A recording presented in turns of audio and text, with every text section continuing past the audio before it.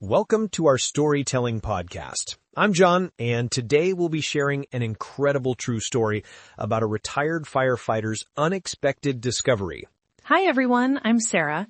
Our story takes place in the mountains of Colorado, where life-changing moments can happen when you least expect them. This story is told in 4 chapters, each revealing another layer of this remarkable journey. Let's begin with Chapter 1, The Purchase. After 30 years of service with the Denver Fire Department, Mike Callahan was finally ready to retire. He'd spent his entire career saving other people's homes, and now, at 58, he wanted a place to call his own. Somewhere quiet, peaceful, away from the chaos of emergency sirens and city noise. I've spent my whole life in other people's burning houses. 30 years of heat, smoke, and danger. When I retired, all I wanted was a quiet place in the mountains, somewhere I could wake up to bird song instead of alarm bells.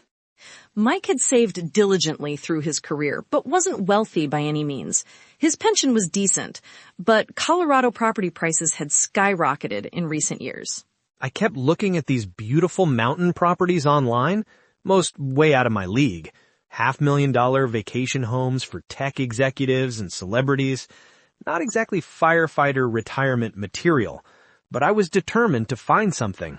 After months of searching, Mike found a listing that seemed too good to be true. A small 2-bedroom cabin on 3 acres of land in the Roosevelt National Forest area, about 2 hours from Denver. The price was remarkably below market value. When I saw that listing, I couldn't believe it. $175,000 for a cabin? With actual land? In Colorado? I called my realtor immediately, convinced it must be a mistake or there was something terribly wrong with the place. The realtor, Jessica, explained that the property had been on the market for over a year. The previous owner had passed away, and his children, living out of state, just wanted to sell it quickly. The cabin was old, built in the 1950s, and needed significant work. Jessica warned me, Mike, this place needs a lot of work. The plumbing is ancient, the electrical probably isn't up to code, and who knows what else you'll find. But I just laughed and said, I've been running into burning buildings for 3 decades. I think I can handle a fixer-upper. When Mike first visited the property, the narrow dirt road leading up to it was barely passable in his truck. The cabin itself sat in a small clearing, surrounded by towering pines. The exterior was weathered gray wood, the roof sagging slightly in one corner. The moment I stepped onto that property, something just felt right. The air was crisp, the forest dense around the clearing. The cabin itself was, well, let's just say rustic would be a generous description. But I could see what it could become. Inside, the cabin was dusty and cold. The previous owner, Harold Wilkins, had been in his 80s when he passed, and it was clear he hadn't been able to maintain the place in his final years. The interior was straight out of a 1970s time capsule. Wood paneling everywhere, shag carpet that had seen better days, a kitchen with avocado green appliances, but the bones were solid. The main room had these gorgeous exposed beams, and there was a stone fireplace that was the real deal. Despite his realtor's concerns and a somewhat troubling home inspection report, Mike made an offer. 3 weeks later, he became the proud owner of the cabin. His friends thought he was crazy. My buddy Dave from the department came up to see it the weekend after I closed. He took one look and said, Mike, you've finally lost it. You've run into one too many burning buildings.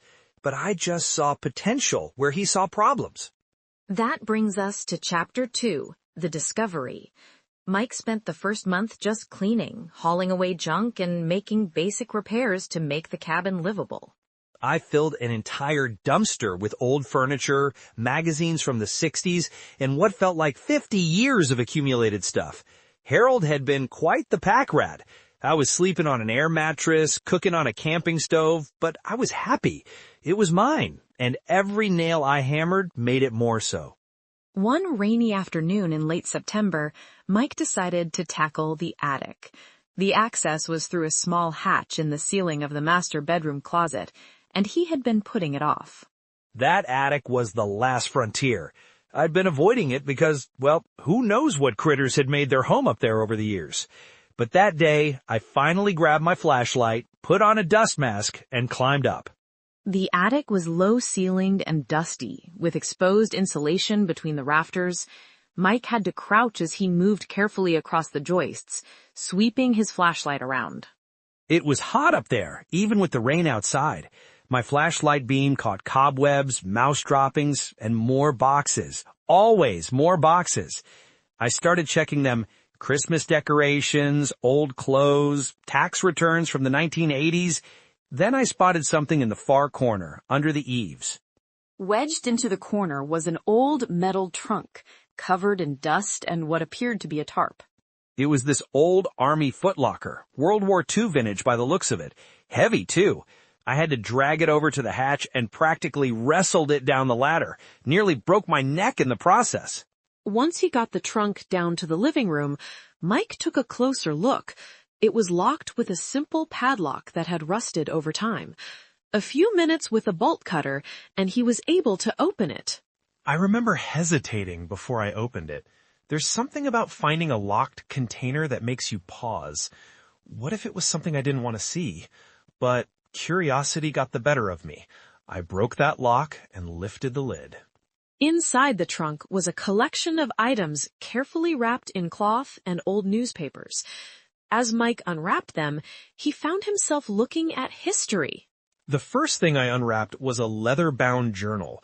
Old, the pages yellowed, filled with neat handwriting. Then I found photographs, dozens of them. Black and white images of men in mining gear standing in front of tunnels cut into mountainsides. And at the bottom of the trunk, that's where I found the first gold nugget. It wasn't just one nugget. The trunk contained several small canvas pouches, each holding gold nuggets of various sizes, along with some rough-cut gemstones that Mike would later learn were sapphires native to Colorado. I sat there on my floor surrounded by gold nuggets and these incredible old photos, completely stunned.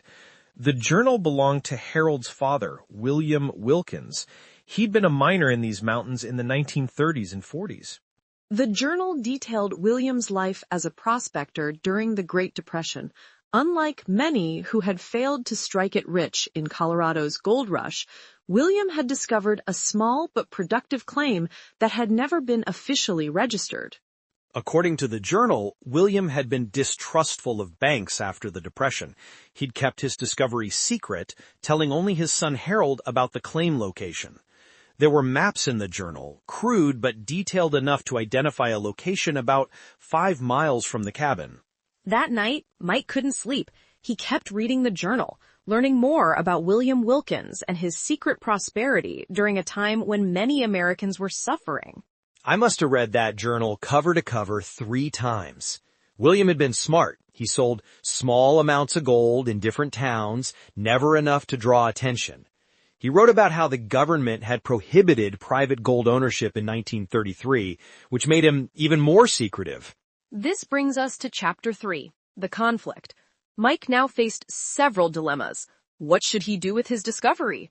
Was the gold legally his? And what about the claim site? Was it still productive? And did he have any right to it? I took one of the smaller nuggets to a jeweler in Denver, just to confirm what I already knew. It was gold, all right, about 22 carats, worth around $1,500 just for that single piece. I had at least 2 dozen nuggets of various sizes, plus the sapphires. Mike consulted a lawyer friend discreetly, describing the situation without revealing too many details. The legal situation was complicated. The gold found in the cabin was likely his as it came with the property, but the claim site was almost certainly on federal land now, part of the national forest. Meanwhile, I was trying to keep my discovery quiet, but word gets around in small mountain communities. When I started asking questions about the Wilkins family and old mining claims, people got curious. One person particularly interested in Mike's sudden interest in local mining history was Victor Thornton, a wealthy developer from Denver who had been buying up properties in the area. This Thornton guy showed up at my door one day, all smiles and expensive cologne. offered to buy my run-down cabin for twice what I'd paid for it. When I declined, the smile disappeared. He said, "You firefighters should stick to what you know. These mountains have a way of swallowing up outsiders." The threat was thinly veiled. As Mike would learn, Victor Thornton came from one of Colorado's old mining families. His grandfather had been a powerful mine owner in the same era as William Wilkins. I did some digging of my own and found out that Thornton's grandfather had been known for muscling out smaller prospectors, sometimes through questionable means. There were even rumors of claim jumping and miners who disappeared. Within weeks, Mike found himself facing unexpected obstacles. His property tax assessment was suddenly under review. Anonymous complaints were filed about code violations at his cabin. The road to his property was blocked one day by fallen trees that had been clearly cut down intentionally. I knew what was happening. Thornton was trying to pressure me to sell. What I couldn't figure out was why. Sure, the gold I'd found was valuable, but not enough to explain this level of harassment. There had to be something more. Mike returned to the journal, studying the maps more carefully. He realized that William's claim might be more significant than he first thought. Some of the entries suggested that he had discovered a substantial vein, but had kept it secret, extracting only what he needed. I decided to find the claim site, just to see for myself. Following William's maps was challenging. The landscape had changed in 70 years. Trails had disappeared, new roads had been built, but after 3 attempts, I found it. The entrance to the old mine was nearly invisible, overgrown and partially collapsed. But it was exactly where the journal indicated, on what was now federal forest land. I didn't go in, too dangerous without proper equipment, but around the entrance I found more evidence. Old mining tools, the remains of a sluice box, and in the rocks beside the entrance I could see it with my own eyes, a vein of quartz with gold clearly visible. When Mike returned to his cabin that evening, Victor Thornton was waiting for him with 2 other men. Thornton didn't bother with pleasantries this time. "We know what you found, Callahan, and we know where you've been today. That claim belongs to my family. Old man Wilkins stole it from my grandfather." The confrontation was tense. Thornton claimed that his grandfather had owned the legal rights to that entire mining area, and that William Wilkins had been poaching on his claim. He demanded everything Mike had found and the journal as family property. I told him to take it up with a judge if he had evidence. He just laughed and said, "You're a firefighter from Denver. I'm a Thornton. My family built this county. Who do you think the local judges golf with?" The threats escalated. Anonymous calls in the middle of the night. Mike's truck was vandalized when he was in town. Then, one evening, he returned to find his cabin door kicked in and the place ransacked. They took the gold, the sapphires, the journal, everything, left the place in shambles. I called the sheriff, but the response was lukewarm at best. They took a report and basically suggested I should consider selling and moving back to the city where I belonged. Now we come to Chapter 4, The Triumph.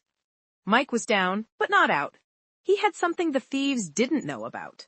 Before all this started, I'd taken detailed photos of everything. The journal, the maps, the gold. I even made photocopies of the journal pages. And most importantly, I'd stored the largest nugget and a few of the sapphires in a safety deposit box in Denver. Call it firefighter instinct. Always have a backup plan. Rather than confronting Thornton directly, Mike decided to take a different approach. He contacted a history professor at the University of Colorado who specialized in mining history. Professor Martinez was fascinated by the journal copies.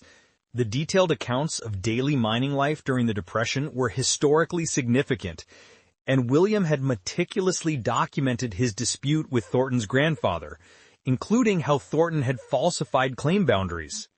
The professor connected Mike with a journalist from the Denver Post who had been investigating modern mining rights disputes.